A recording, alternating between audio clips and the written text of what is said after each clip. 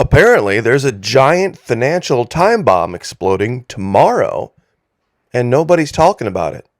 I mean, there's a few conspiracy theorists here and there talking about this warning from Janet Yellen, where she said, by January 19th of this year, the debt ceiling will be reached and financial Armageddon will have arrived. But wait, it gets even worse. Tomorrow is January 19th, 2023. What does that mean? Well, when you take 1/19/2023 and you add up all of those numbers, it adds up to 18. Well, that's also 666. And 119, of course, is 911 backwards. So I guess we all need to get together here and start chanting aliquam condimentum tempor iltrices namna to stop the eventual bad thing that's going to happen. How many of you know somebody like this? How many of you know somebody like this, where every time some weird number appears in contrast with another number, that it's some indication of something that's going to... You just can't have people like that around. You absolutely cannot if you're a survivalist. If you just want to have a sane life, you can't.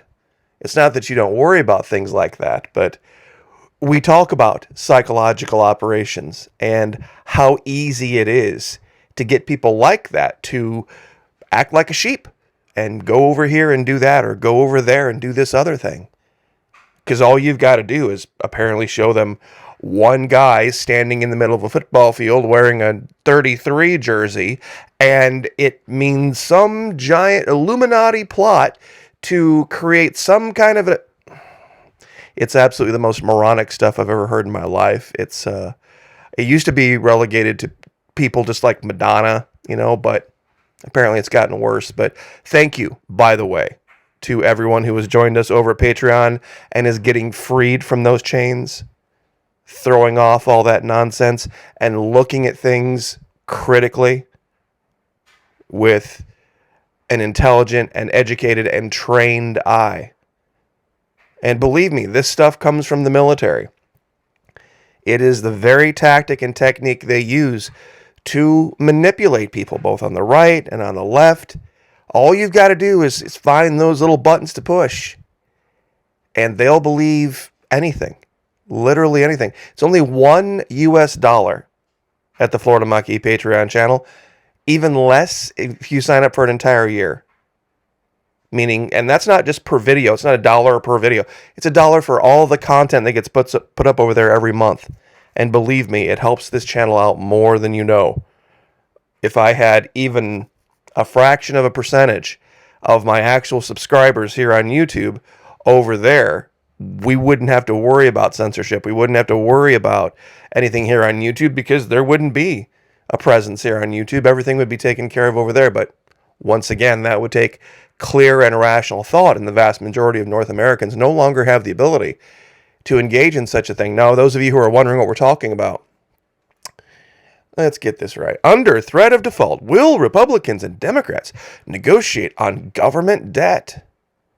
You see, what we have been taught to believe, that when we reach the $31.5 trillion limit cap on how much debt the government can have, sinkholes are going to open up all over the country, and your car is going to fall into it, your house is going to fall into it, your job isn't going to be there anymore, and you're going to be hopeless and destitute, and there'll be women on the streets and beggars, and it'll be the end of the world if they don't negotiate something by tomorrow. You see, that's the key. Will that happen? And has that ever happened? And how many times have we heard this about the national debt? Now, some get really, and that's why I continue to talk about it, by the way, really upset when I start to talk about this psychological operation of legalized prostitution. You see, nobody necessarily cares whether panhandling is made legal or not, or who they pick up and who they don't. But, lower right, if you decide to react to a situation like this by becoming a burglar, not only are you stealing, you're also lying, because you've got to fence the stuff you steal and go and represent it as yours, which is lying. So you get the 2-for-1 on the 10 Commandment violations. But this happened before? What if I told you this happened before? It's why we won the revolution.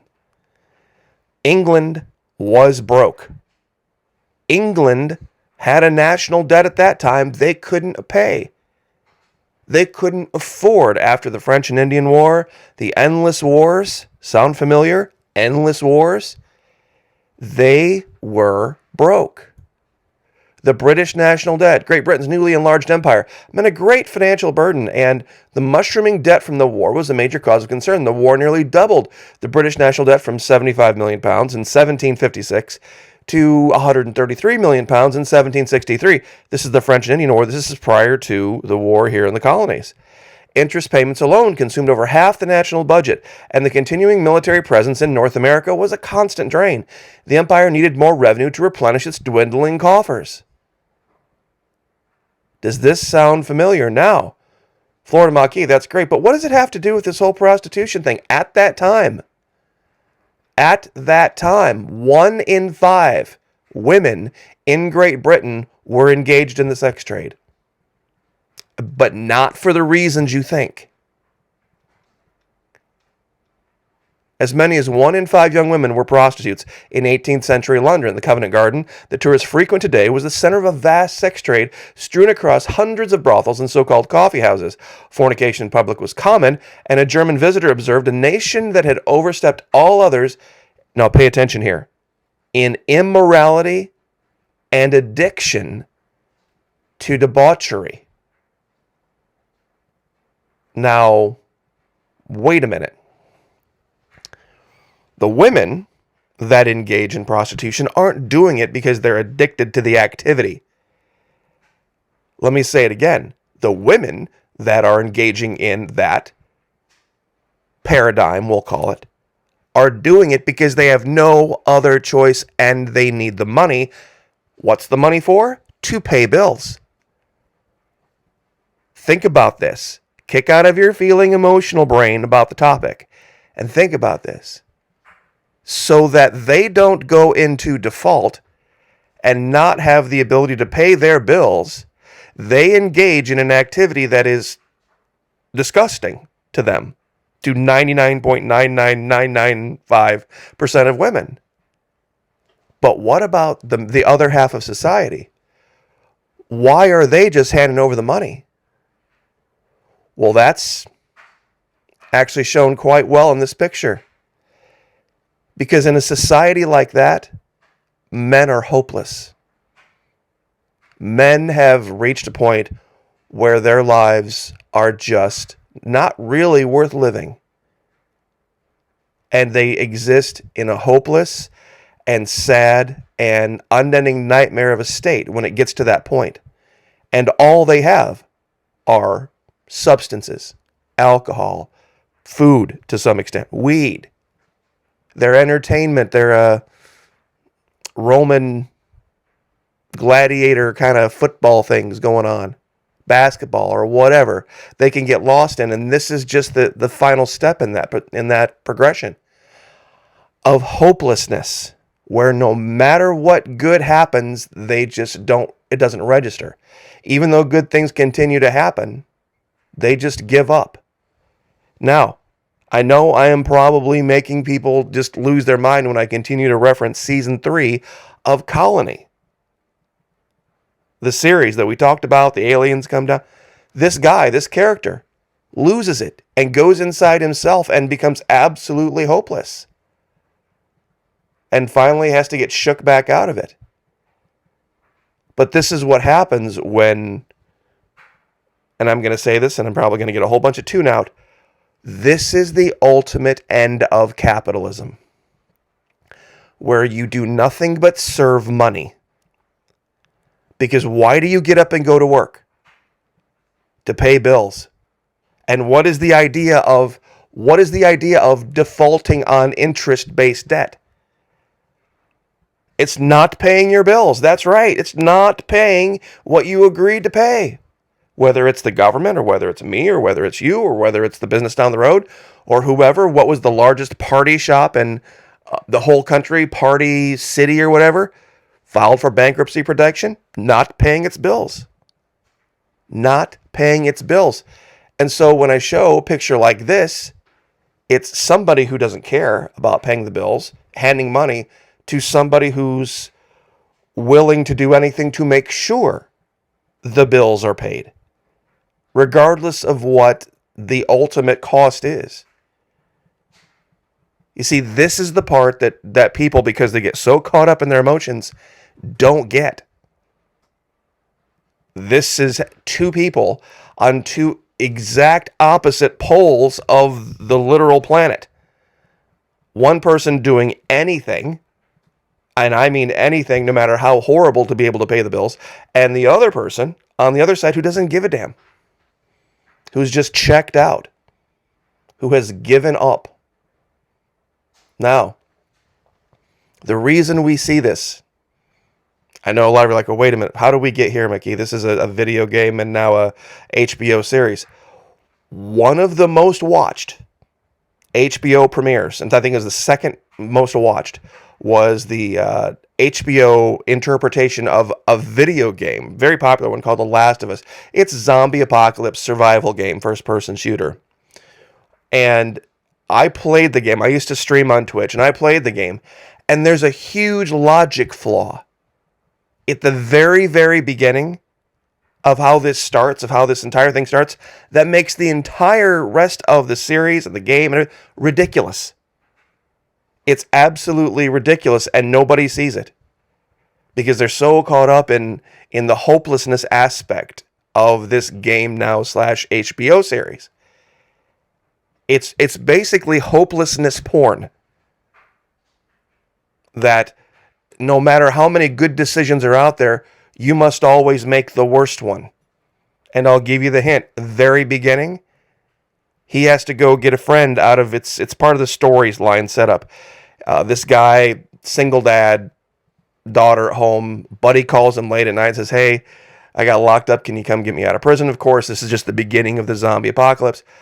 And so he goes and runs off and to bail his friend out of jail, leaves her.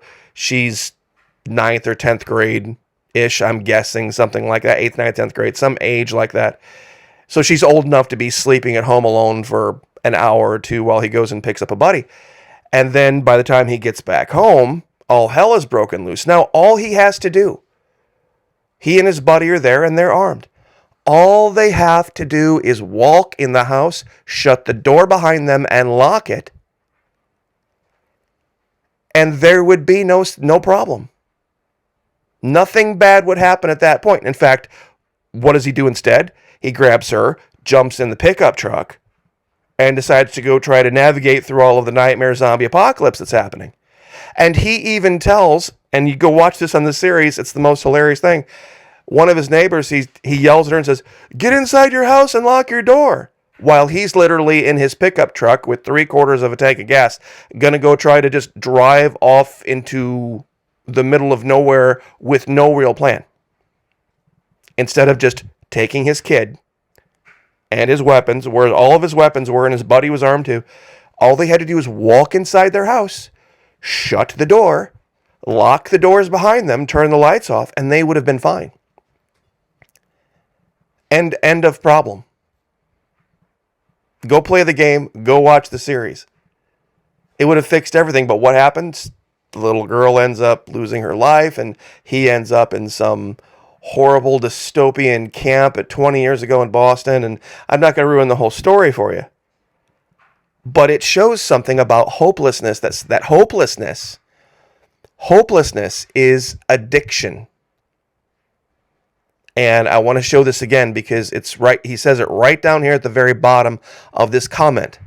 A German visitor observed a nation that had overstepped all others, and this is a quote, in immorality and addiction to debauchery or being debased, or in some translations, that means hopeless. And I think the way the artist drew this character here on the left, this guy's sitting here, he looks hopeless. Dead. The eyes are just totally dead. And it's just that part of that type of society that we are heading to right now. Because when you get to a certain point, to $31 trillion in debt, there's a certain point where you're just checked out. Because you can't think of numbers in that quantity. There's no way to pay back a $31 trillion debt that's rolling up interest the way it is right now. And they've just started to raise interest rates. So, when this time bomb explodes, you're going to get these groups of people. Now, I found an old psychology textbook that used to talk about this. The 2 states of hope and the 2 states of fear, and how they can exist independently. How in the lower left, you can be hopeless and fearless. And how can one be hopeless and fearless? Real simple. Remember the Japanese kamikaze pilots? Totally hopeless. There was nothing in their life down the road that they wanted to do, that they could see that they could do, but get in a plane and crash into an aircraft carrier. Hopeless and fearless. Upper left. Hopeless and fearful. I'm sure everybody knows this guy. It's the bunker people.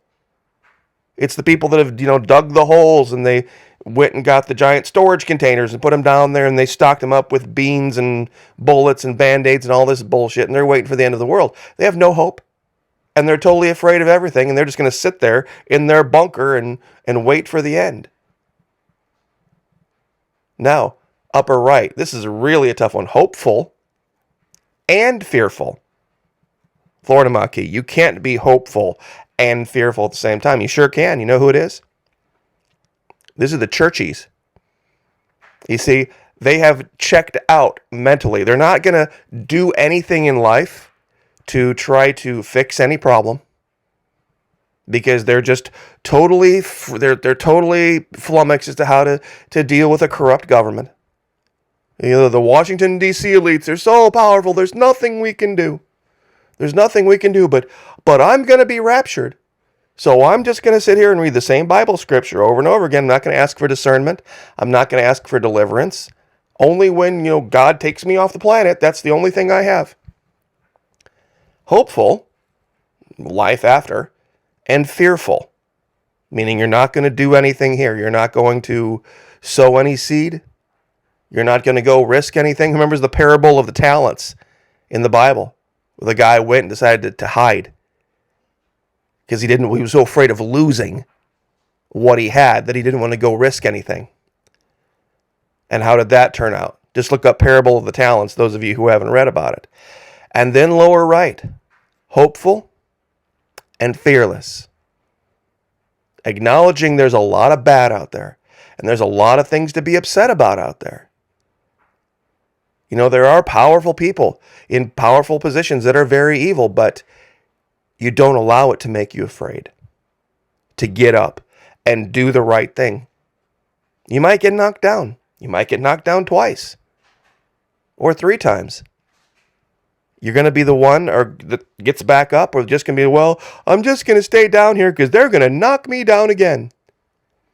I got that a lot earlier today with our live with the governor, where he was out and talking about all of these incredible, fantastic things that are getting done in the state of Florida to push back against Washington, D.C. And in the live chat, you always get that person, you're being so fooled. He's part of an Illuminati plot to blah, blah, blah.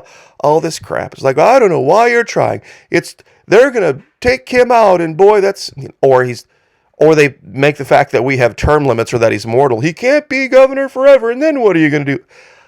Finding the reason to be hopeless. Even with all of this good, wonderful, amazing stuff that happened in this live event today. We had 2 doctors stand up. Doctors in Florida stand up. One of them literally was quoting the Constitution of the United States, every other word. And the other one was reading Bible scripture and saying one of the most healthful things you can do is invoke the name of Jesus into your life. This was a doctor in the state of Florida. It was an amazing, amazing morning. Those of you that were there, you can attest to it down in the comment section. But this idea of hopelessness and how 2 things can exist literally in the same moment sometimes wraps people up in a way that they can't really understand. You see, we see an event like this where money is taking place for something illicit, And you would think that both of those people were on the same sheet of music and seeing the world in the exact same way. They're not. They're seeing it in exact opposite ways. Because there would be no reason for the man to hand over money for just a moment of feeling, a moment of, release or whatever you want to call it. If he had hope for the future, hope for a family, hope for a life beyond, he'd, tuck that money away somewhere. Go for a run, take a cold shower, hit the weights, do something to work off the stress. Other than that. You see, but that's the key. That's what happened in London to England when they got to the very end of their empire. And now here we are at the end of ours. And don't be distracted by people like, well, it was clearly foretold. If you would have known and you'd added up the numbers of this, that, and the other. It is so ridiculous. How many people remember all of the gematria masters at the 2012 apocalypse? How the world was going to end because gematria said this and gematria this and gematria the other. And it didn't happen, did it? Oh, but they were so cock damn sure that for sure, 12212012 was going to be the end because of the Mayan, this wheel carved and it ended and all that. And they were, and that's what? How many years ago? 11 years? 11 years ago? Somebody will take that number and say, well, you see, we forgot to add in the... Of course. They always have forgotten to add in the, or consider the, or, well, there was this other thing we didn't think about. And, of course, they'll add up a whole bunch of other numbers, and they'll find some document like this. I thought this was hilarious. I don't even know what this says in Latin. It's ridiculous. I'm sure somebody's probably going to screenshot this and look for it and try to figure out what this means. But anyway, I will leave it there. But apparently tomorrow's the end of the world. But for those of you who aren't interested in the end of the world, I could sure use your help. I truly could. Over at the Patreon channel, we're still in a war with YouTube. I'm sure you've seen a lot of your favorite channels not post as many videos over here. There's a reason. I mean, I'm trying to hold the line and do the daily video thing and stick with Antarctica and show the images and still stay with the governor and do everything I'm supposed to be doing. But it gets harder and harder every single day to do this. So for it's only $1 per month. For the first 90 days, it's fully refundable. You can go over there, absorb all the content you want to in 90 days, and you can then inbox me over there, which you can't do here, by the way. And you can say, Florida Maquis, I kind of get what you're saying, but, in my life, that dollar matters. I need to cancel. Can I have my $3 back? Sure. Absolutely. Not a problem. You want to save some money and sign up for a whole year? It comes out to 90 cents per month. I think if I've done my math right, it's about 90 cents per month if you sign up for an entire year. And you'll get everything. And believe me, already over there right now, there are already a couple hundred videos. Going back, we did a whole lot of them this last year, but there are videos that go back all the way to 18. Truly, no joke. So, anyway, I will leave it there. God bless. Like, share, subscribe. We'll see you guys next time.